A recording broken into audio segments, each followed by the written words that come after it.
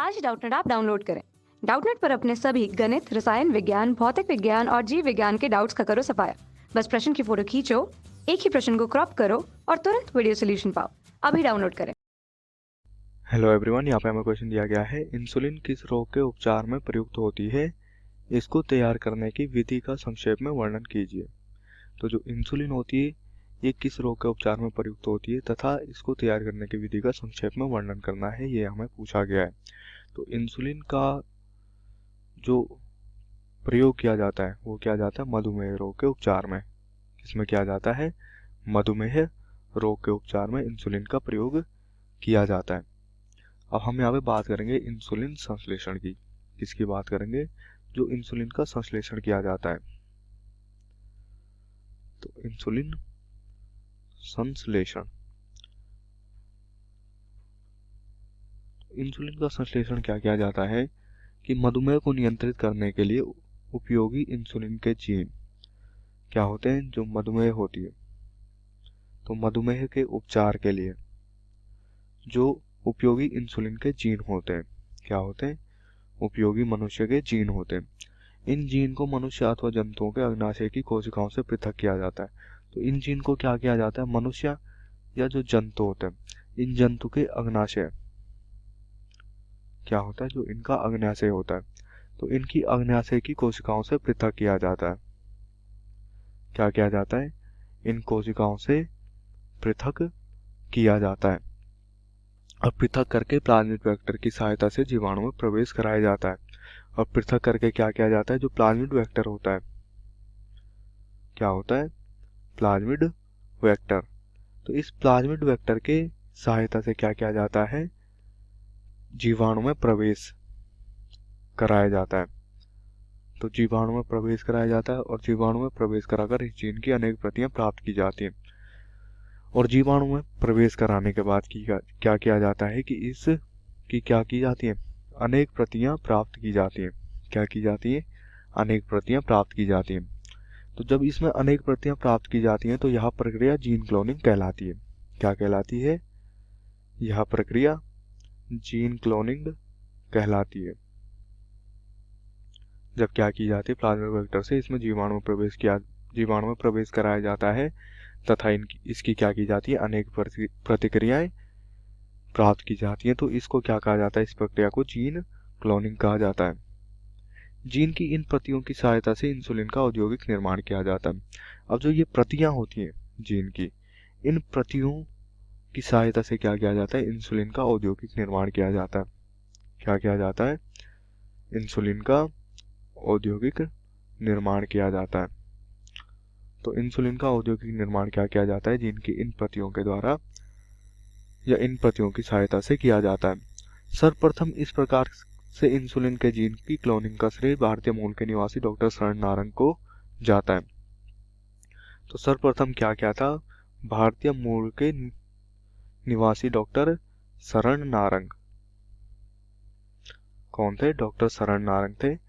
इन्होंने क्या किया था? सर्वप्रथम इस प्रकार के इंसुलिन की जीन की क्लोनिंग की। क्या की? इसकी जीन की प्रतियां बनाई तथा जीन क्लोनिंग की। उन्होंने अपना प्रयोग कनाडा के ओटावा में किया था। इन्होंने जो अपना प्रयोग किया था, ये प्रयोग किया था कनाडा के ओटावा में। कहाँ किया था? कनाडा के ओटावा में अपना प्रयोग किया था। और जो मधुमेह रोग होता है, ये मधुमेह रोग क्या होता है? इंसुलिन हार्मोन की कमी के कारण होता है। क्या होता है?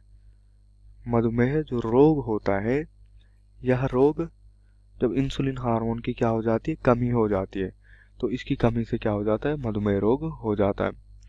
अग्न्याशय की लैंगरहैंस द्वीपिकाओं की बीटा कोशिकाएं इंसुलिन स्रावित करती हैं।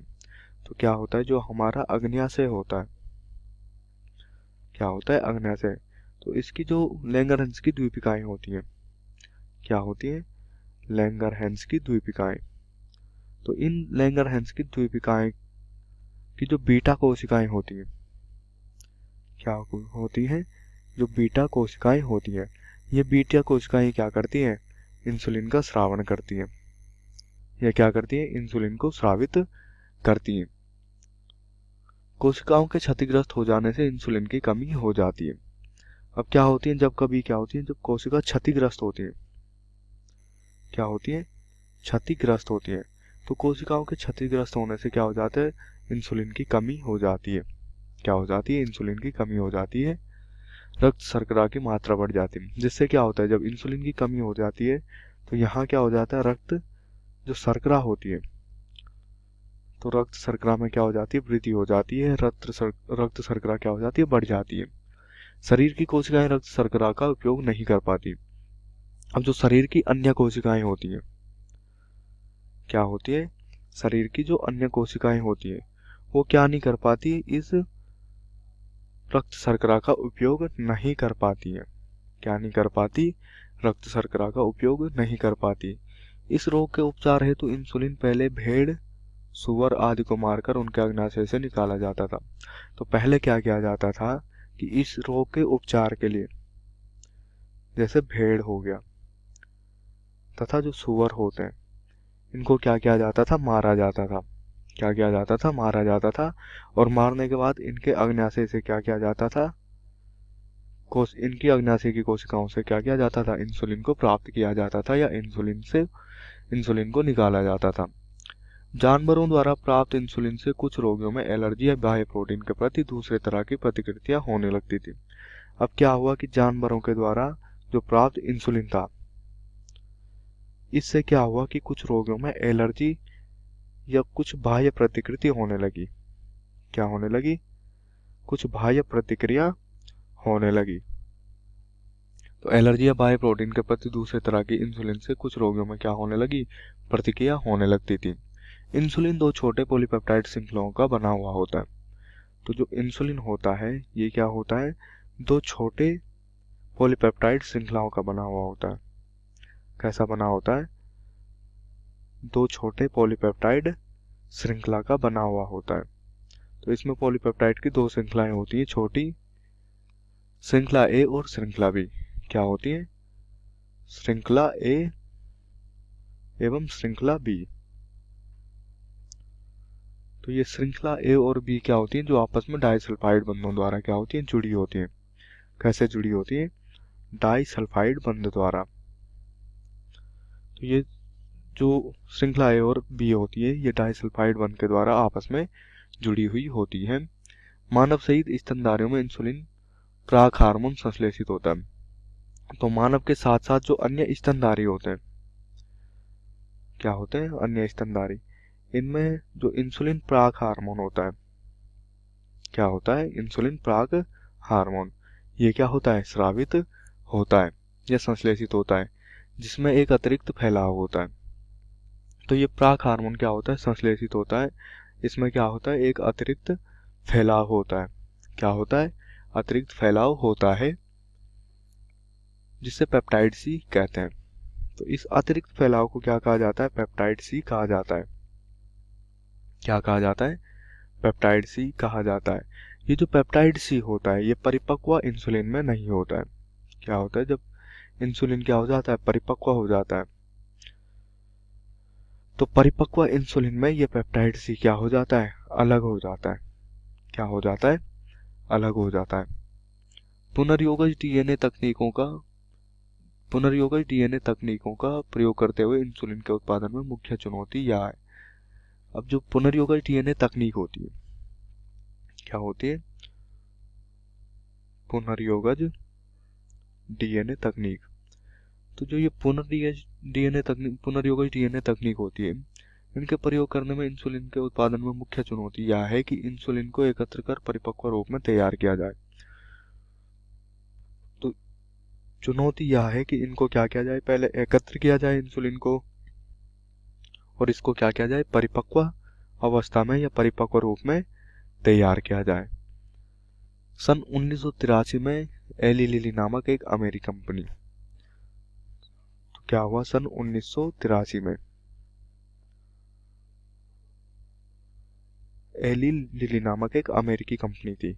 कौन सी कंपनी थी, एली लिली नामक एक अमेरिकन कंपनी ने 2 डीएनए अनुक्रमों को तैयार किया। तो इन्होंने क्या किया था, 2 डीएनए अनुक्रम को तैयार किया।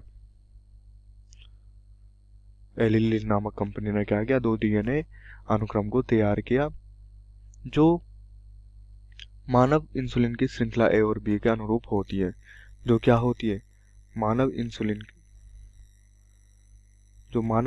होती है। क्या होती है? मानव इंसुलिन। तो ये मानव इंसुलिन की श्रृंखला ए और जो बी होती है, इसके क्या होती है? ये अनुरूप होती है, जिसे ई कोलाई के प्लाज्मा में प्रवेश कराकर इंसुलिन श्रृंखलाओं का उत्पादन किया। जिसे क्या किया गया? जो ई कोलाई था, तो ई कोलाई के प्लाज्मा में प्रवेश कराया गया। किसमें प्रवेश कराया गया? ई कोलाई के प्लाज्मिड में। और ई कोलाई के प्लाज्मिड में प्रवेश कराकर इंसुलिन श्रृंखलाओं का उत्पादन किया गया। तो इन श्रृंखलाओं का क्या किया गया? उत्पादन किया गया। इन अलग अलग निर्मित श्रृंखलाओं ए और बी को निकालकर डाइसल्फाइड बनाकर आपस में संयोजित किया। अब क्या क्या ये अलग अलग जो निर्मित श्रृंखलाएं थी ए और बी, क्या थी? ये अलग अलग ए और बी निर्मित श्रृंखला थी। इनको निकालकर डाइसल्फाइड बंध बनाकर तो इनको संयोजित किया गया। क्या किया गया? संयोजित किया गया। किसके द्वारा? इनके बीच क्या किया गया? डाइसल्फाइड बंध बनाया गया। कौन सा बंध बनाया गया? डाइसल्फाइड बंध। और डाइसल्फाइड बंध के द्वारा इनको आपस में संयोजित कर मानव इंसुलिन का निर्माण किया गया। तो इनको क्या किया गया? आपस में संयोजित किया गया ए तथा बी श्रृंखला को। और उसके बाद क्या किया गया? जो मानव इंसुलिन होता है, मानव इंसुलिन का निर्माण किया गया। क्या किया गया? मानव इंसुलिन का निर्माण किया गया। कक्षा 6वीं से 12वीं से लेकर नीट, आईआईटी, जेई वो एडवांस के लेवल तक 1 करोड़ से ज्यादा छात्रों का भरोसा। आज ही डाउनलोड करें डाउटनेट ऐप या व्हाट्सएप करें अपने सारे डाउट्स 8400 400 400 पर।